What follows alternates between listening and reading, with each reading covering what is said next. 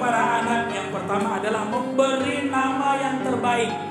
Jangan dikasih nama asal-asalan. Pengki itu tempat apa? Tempat sampah. Nama anak Pengki. Nama apa? Nama anak apalagi yang jelek-jelek tuh? Hah? Iya. Ya begitulah, nggak boleh Bu. Jadi dari awal kasih nama yang baik. Yang berikutnya adalah kasih makanan-makanan dari sumber yang halal.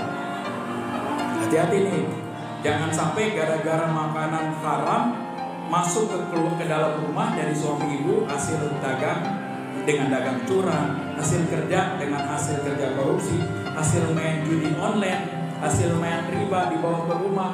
Maka makanan itu masuk ke dalam tubuh anak, tubuh istri, tubuh semuanya, dan berdampak kepada cara berpikir mental anak. Bahkan cara nampang anak susah. Itu anak akan jadi bandel, itu anak akan jadi pelaku narkoba, anak akan menjadi pelaku judi. Makanya jangan heran kalau orang tuanya ustaz tapi anaknya pelaku maksiat. Jangan-jangan ada rezeki yang diterima ustaz tapi bukan dari rezeki yang halal. Ada orang yang kelihatan baik, ternyata anak-anaknya bergajulan. Hati-hati. Ini contohnya ada seorang pelaku riba, minjemin duit, kerjaannya minjemin duit. Anaknya Bu punya setahun di pesantren, dites. Semua anak punya hafalan, tetapi ada satu anak yang nggak bisa ngapal sama sekali. Ditanya, kamu kenapa nak nggak pernah belajar? Saya setiap hari belajar. Terus kenapa begini? Kenapa begini? Sholat saya lakukan Pak. Kenapa? Akhirnya jangan-jangan ini karena orang tuanya dipanggil, dicek.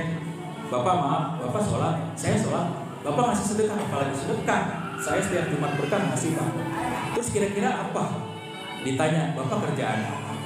Saya kerjaannya minjemin duit.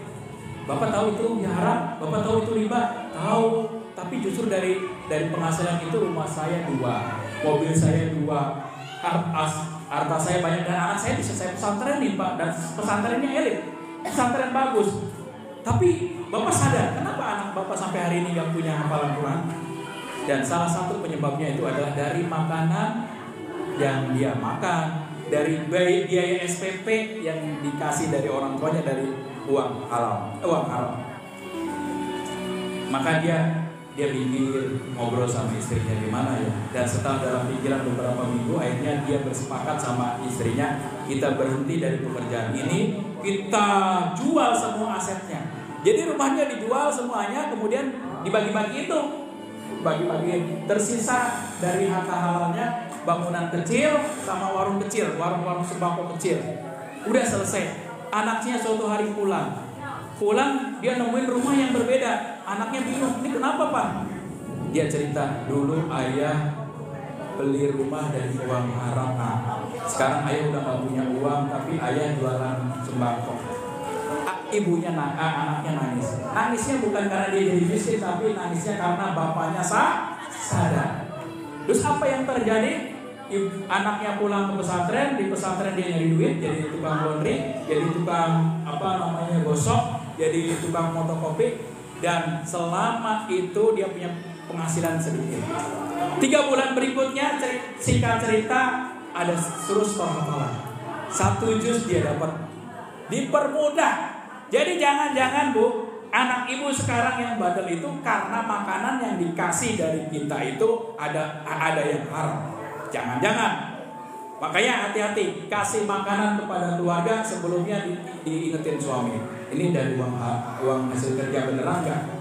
Bukan dari ngepet, bukan dari jaga lilit,